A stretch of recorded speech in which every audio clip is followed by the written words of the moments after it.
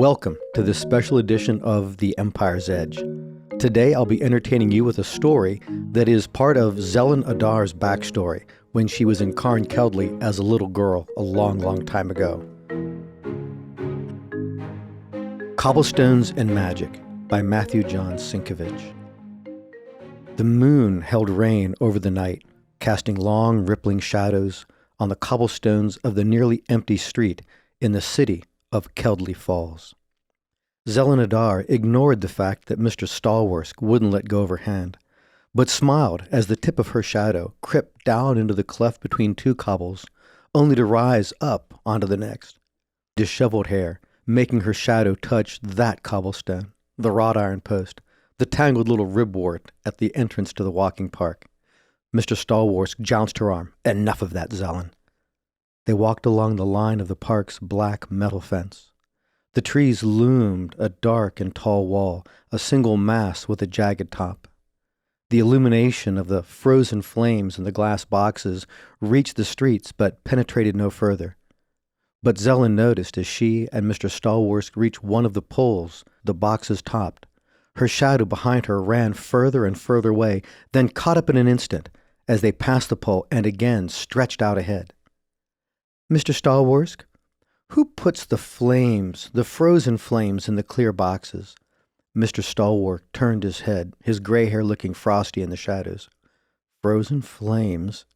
Oh, they're not fire, Zelen. They're magic, Zelen said.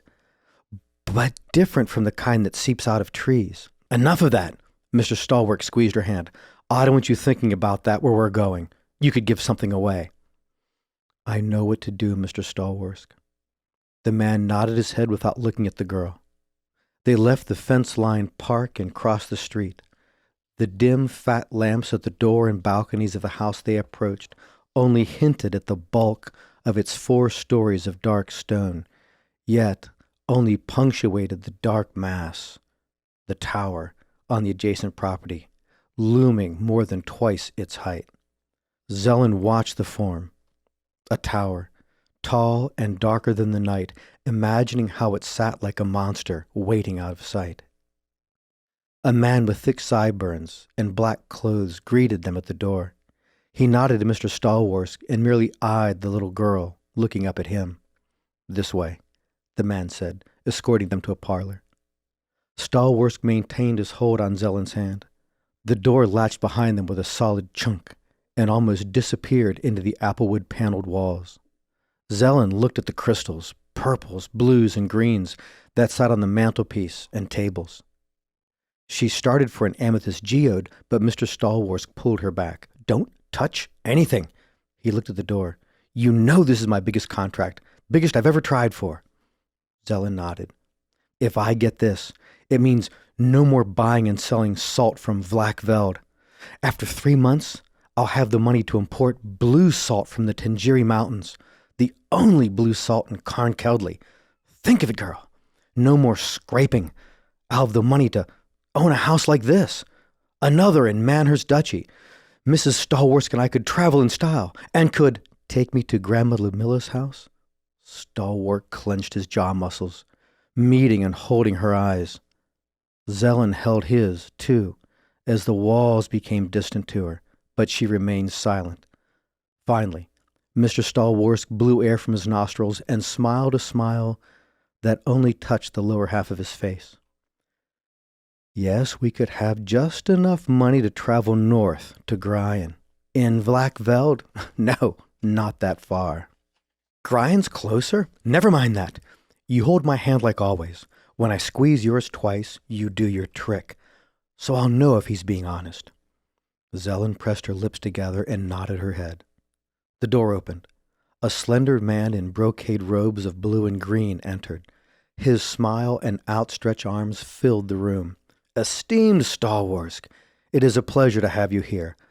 My Lord Carnan, Stallworsk said with a slight bow. And you have your little ward, Zelen Adar, Zelen said. Never mind that girl, Stallworsk said. The men talked, and Zelen returned her gaze to the geode and imagined crawling inside it. When they sat and engaged in earnest conversation, she popped out of it and leapt to the mantel, and traced the swirls of a large, soft-looking green stone with little dots of bright. She named each dot for one of the stars, and when she ran out of names, she made them up. All the while, the men's voices became the wind in the trees on a starry night. A sensation seemed familiar. Zelen's stars stood still and stepped away from her. The sensation repeated. She turned her head to the men who were both looking at her. Lord Carnan's eyebrows were up, with a smile wanting to start at the corner of his mouth, and Mr. Stallworth's eyebrows were down, no smile. Stallworth double-squeezed her hand a third time out of sight of their host. "What kind of stone is that?" Zelen asked.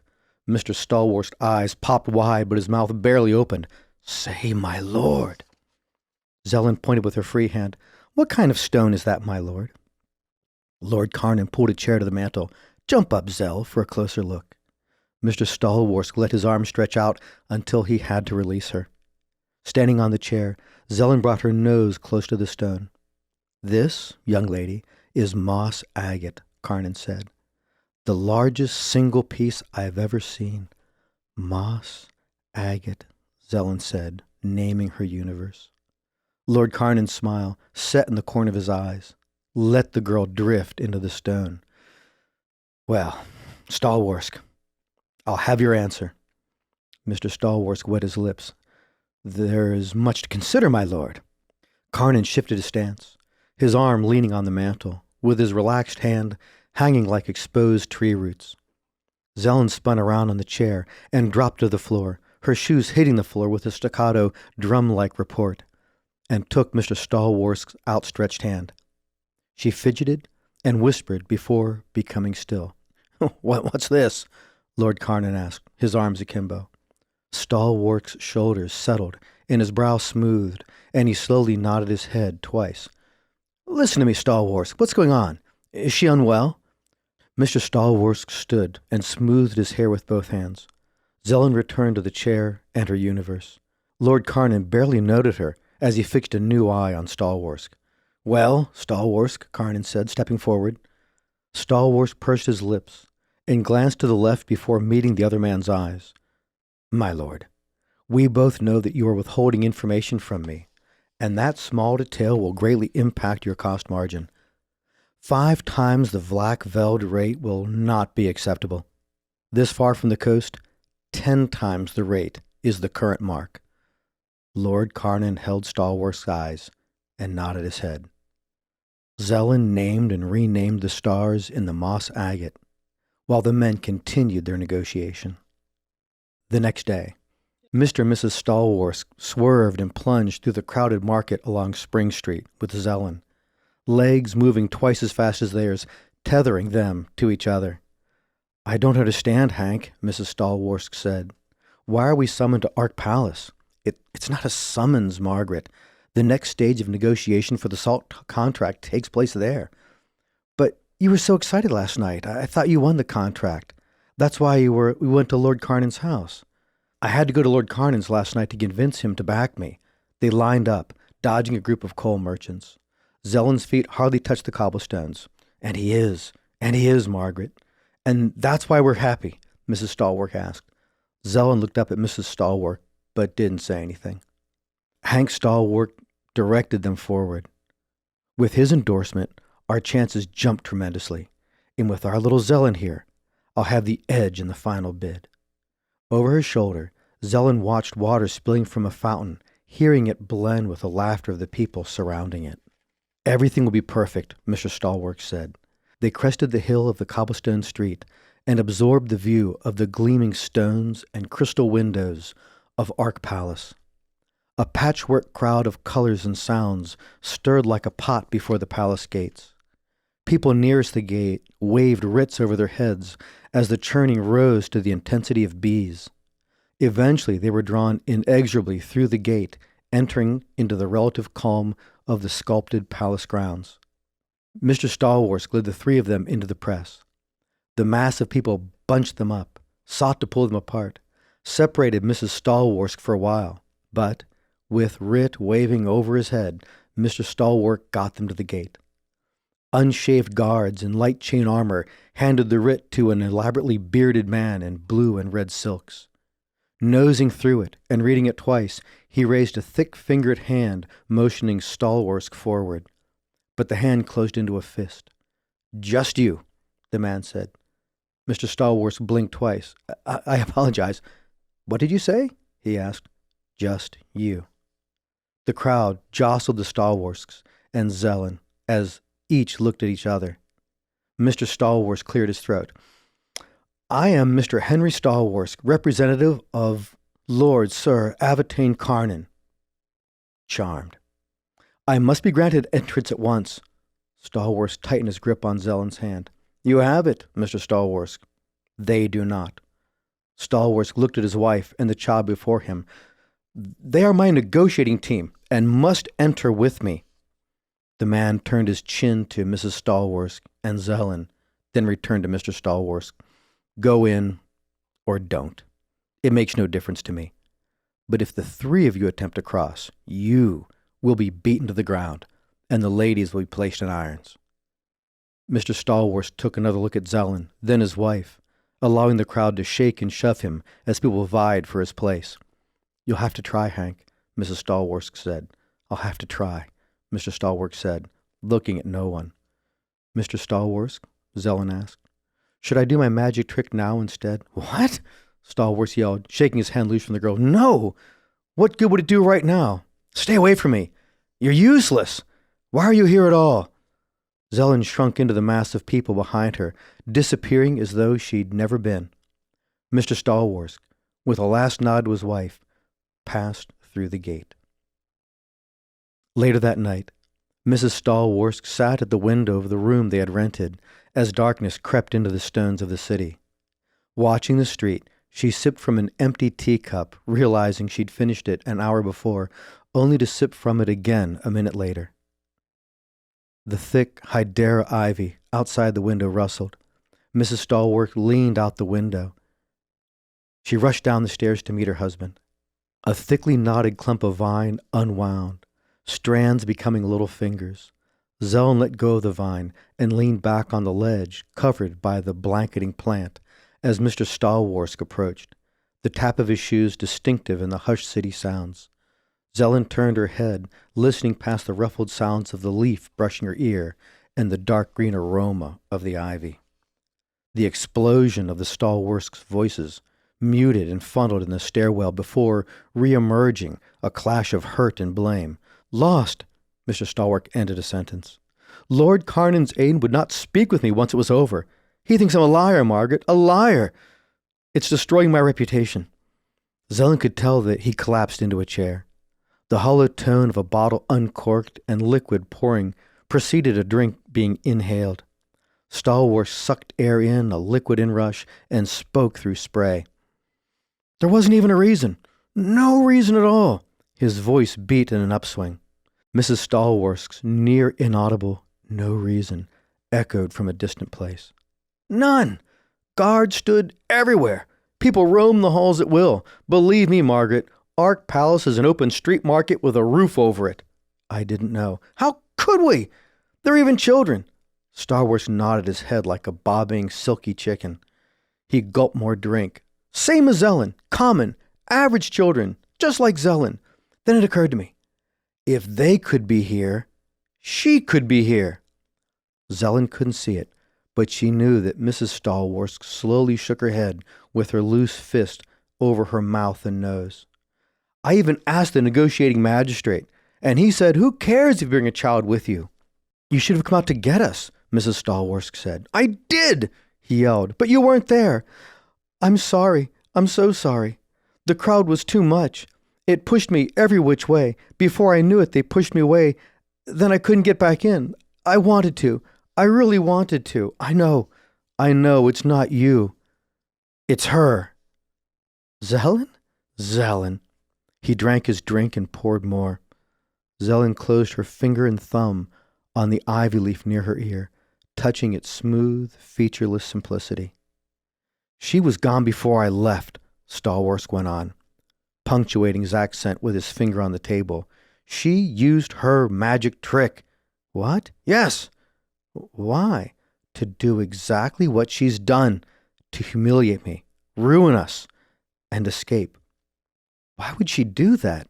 Mrs. Stalwark must have turned toward the window as her voice grew louder to Zelen. We've treated her like family, like a daughter. Zelen's eyes widened, and she gripped the leaf more tightly. Oh, but she's smart, Stalwark said. Down deep, she knew we'd never take her to her grandmother's. The girl on the ledge pressed her lips together. But she used her magic trick to influence the man at the gate. Or me. I thought her magic helped you make the right choice when you negotiated. It does? He paused, slurping his drink. She must have found a way to warp it. Either way, she's of no use now. Zelen plucked the leaf from the vine and held it by her ear. Well, then good riddance, said Mrs. Stalwark. We'll pull stakes and start over in deep Southland, the Corman Empire, or on the coast of the Bahar Sea. The sound of a glass slamming down hard masked some words. Thought of that. As weak as her power is, we know how rare it is. There are people who'd pay money to be able to mold someone young, not set in their ways. They'd pay good money. Zelen rubbed the leaf like a good luck stone. But how do you find people like that? I don't need to. I already know. There was a soft sound of laughter. I've already been there. Been where? Mrs. Stalwark asked. To the place that'd pay 500 silver for a young someone with emerging magic. 500 silver, Mrs. Stalwark echoed. I've been to the Razia Tower. Zelen looked down as the slowly spinning leaf gently touched a cobblestone. How much did they pay you up front? They don't pay up front. They're Razia wizards. I didn't even ask. The way they looked at me. If I'd asked, they would have burned me to ashes where I stood. Then what good is it? She's gone. We've got to find her. And fast. Why fast? They think we have her.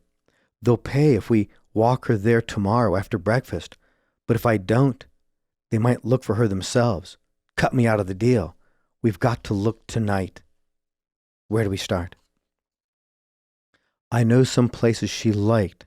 Get your shawl. The chairs groaned. We're leaving at once. Cloth pulled from pegs. Footsteps made erratic patterns. Chairs shifted, and a door closed. Zelen watched the stalwarts enter the street and walk side by side out of the window light. Her arms felt like stones, and the little ledge cloaked in ivy felt so comfortable. She made a mental list of the things she would take with her. Then a shadow moved. A person emerged from a deep doorway, watching the stalwarts go. Zelen's breathing stopped as she watched the stranger take a furtive, cat-like step, aglow for a moment in the wan light of the window, before gliding through it into thicker darkness. The person's form seemed to shift as it moved away, appearing even more like a cat as Zelen lost sight. The leaves vibrated with Zelen's heart, and she pulled herself upright through the window. She quickly gathered the things she needed and slung them in a sack over her shoulder. She scattered the fire on the hearth, though it already burned low, and left in near darkness. But she hadn't walked a dozen steps before she stopped. The yawning, unseen city stretched around her like an animal she couldn't name. She reached for the magic that crept up through the cobblestones. She felt it in her toes and fingertips. The subtle movements and the whispered words came naturally as she did her one trick, and the magic she felt helped her, guiding her feet. She moved into the night. In a different part of the city, fires burned at intermittent open hearths where locals lived in the open of the city's busiest streets. Voices murmured, a stream-like babble, peppered with discordant words and the occasional laugh. A man in a wide-brimmed hat leaned against a wall, cutting slices from a dirty rutabaga with a thin knife, and munched his grimy food alone. He paused mid-chew when the stalwarts passed, heading uphill on Spring Street. But he stood straight up when he spotted a dark mass stalking the roof lines above the street. He brought the magic up with gestures so subtle and words so implied that they were nearly thought without action. With his new eyes, he saw above himself on the near side of the street another dark mass resolved, moving in the same direction. Waiting until the animal passed, he set the angle of his hat and followed after. Further uphill on Spring Street, Zelen stepped through the bars surrounding the big dome building with the 4 towers. She liked the sight of it when Mr. Stallworth led her here a day ago. There were so few green areas in the city. She crawled under the low, drooping boughs of a pine tree and worked a little bowl with her back and hips. But just as she closed her eyes, an unmistakable voice opened them. She kept saying how wonderful it was to see plants, Mr. Stallworth said. He carried a lantern he'd picked up from somewhere. Mrs. Stallworth pointed as they neared the gate. Zelen shot out from under the tree and ran to the far side of the lawn and out through the bars. "Did you hear that?" Mrs. Stallworth asked. "Someone's running," Mr. Stallworth said. "It could be her. After her." Zelen could hear shoes slapping the cobblestones behind her. Running as fast as she could, she took any turn in the maze of streets as she perceived them, but the Stallworths remained set on her path. All she had was the night air and no idea where to go. So she trusted the night air and ran.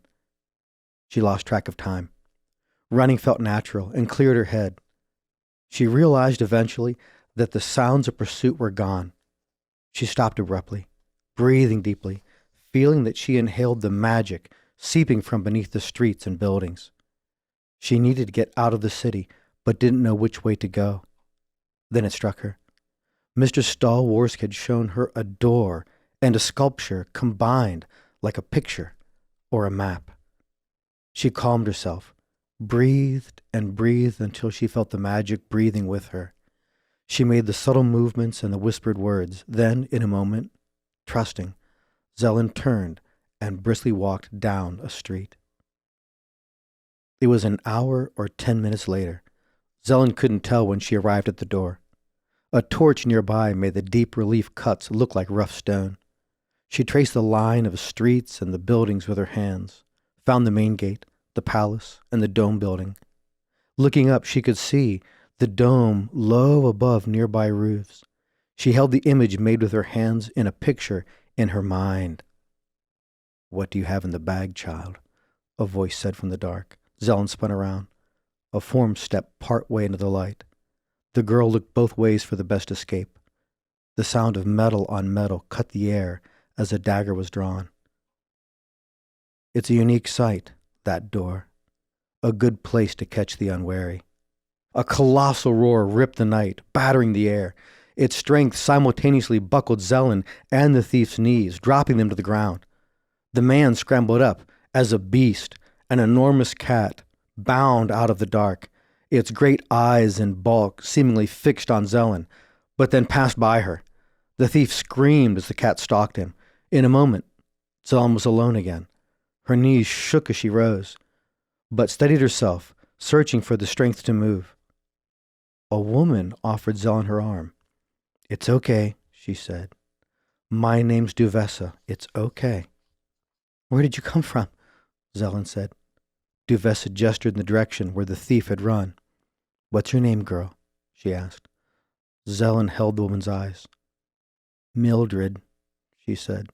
"Well, Mildred," Duvessa said, "you shouldn't be out alone at night." "Why did you help me?" Zelen asked. "I have a soft spot for children on their own." The little girl fiddled with her fingers, but her head snapped up as she heard the clear voice of Mr. Stallworth. "Here she is! Here she is!" Stallworth said to his wife. "What now?" Duvessa yelled. "Go on, Mildred." She pointed down the street. "Run home." Zelen jumped and ran. Through the sounds of her own footfalls, she heard Mr. Stallworth's voice rising in a wailing cry. "You don't understand! You don't understand!" Then Zelen passed out of earshot, but the roar of the monster made her stumble. She ran down the lane, jumped behind a crate, willing her heart to slow. Yet, within only a few moments, the impact, soft and nearly silent, betrayed its bulk, front legs, back legs. Zelen felt the monster touch down, even though it was 30 strides away, and made herself as small as possible behind the crate. It was invisible to her senses now, but she knew it crept closer on its great cat paws. Zelen did her first magic trick, but the exhilaration of drawing the magic through the stones provided no insight. The air in the lane quieted, but the pungent odor of a large animal permeated the confined space. She pulled the little knife from the sack and stood. The cat's orange and black stripes looked out of place among the stones of the city. Zelen stepped from behind the wooden box. The beast tensed, then relaxed. One of its great paws rose to its throat, and it altered and compressed, diminished into a woman of average height in gray wool clothes cut for a man. A short sword hung from her belt. She released the necklace and smiled. "Duvessa?" Zelen asked. "You are that girl," Duvessa said, nodding her head. Zelen's eyes cast about the lane, looking for anything. The little Zelen, not Mildred. Obviously, I had no idea. You're the one we've been looking for. The girl's eyes went wide, and she circled to the left. The woman did the same. There's no reason to fear. Duvessa ignored the knife. I protected you before and will again. You came to kill me. No, not you. My masters want you alive. What is that necklace? Zelen asked. Duvessa smiled. This is a tool, provided by the wizards. They'll give you similar things too. Zelen backed away. The Razia wizards will create a life of marvels for you. The woman nodded at the knife. You'll be one of them one day. I wish I had your talent, however fledgling. I'll only ever serve them. Zelen brought up the knife. Duvessa sniffed. That's not where your power lies, she said, resting her hand on the pommel of her sword. Do that, and I'll act on instinct. Zelen held perfectly still, then set the knife on the cobblestones. She felt the power under them, sensing the vastness she didn't understand. Good girl. No, Zelen, Duvessa said. Your path is magic, she said, coming a step closer to the girl. Some day you'll have to tell me what it's like to sense it. You do sense it, don't you? What controlling it feels like, to strike something with that destructive force. Zelen reached for the magic waiting there, felt how the inadequate stones hid it from sight, but not recognition. Enough, Zelen. The Razia wizards will make you one of their own. But I don't want to go. That doesn't matter. Duvessa advanced a step. Don't make me bind you. It will go better for you to appear before them on your own feet. Zelen crouched low, and Duvessa shook her head. The girl made the movements and whispered the words. The woman drew her sword. They could be watching us right now. The little girl pulled power through the cobblestones, not knowing what it would do. I can't make this look bad for me, Duvessa said, stepping forward. A bolt of light transfixed the woman, freezing her in a silhouette of shock and pain.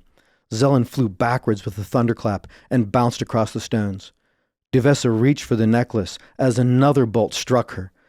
Her scream erupted into a roar as she emerged from the light, a burning tiger, shooting past Zelen, clawing great leaps for the end of the lane, near the door. Beyond the charging animal, Zelen saw a man in a wide-brimmed hat, his outstretched arm manifesting the downward arc of a third bolt as the tiger was almost upon him. Catching her mid-leap, the bolt hammered the animal to the ground. Pulverized stone shot out in a circular wave, splattering the surrounding buildings. Debris fell like a sudden, brief rain. Then all became quiet. An acrid vapor hung over the street. The man circled the scorched, prone animal, always facing it with his outstretched arm, directed like a lodestone at its bulk, until he came between Zelen and the tiger. Then he walked backward toward the girl. Without warning, he slammed another bolt into the unmoving animal. For the first time, Zelen heard the echo of the blast reverberate through the city. Wasn't it already dead? She asked through panting breaths. The man finally lowered his arm. I had to be sure. Zelen smelled sage around him as he approached. The man scanned the shadows and rooftops, but nothing stirred. Why didn't you run when the tiger rushed me? Because you pulled the magic out of the earth from between the stones. He harumphed and smiled. Yes, I did, but we have to go. There is another like her mate. He started in the direction of the unusual door, but Zelen didn't move. We're not safe yet. We must go to Hidden House and the other druids, and then get out of the city. You're a druid like Grandma? Yes. Your grandma Ludmilla sent me to find you and bring you to her. Zelen started walking. What is your name? She asked. I'm Beckett Reed. Oh. What? I thought you'd be called Mr. Sage.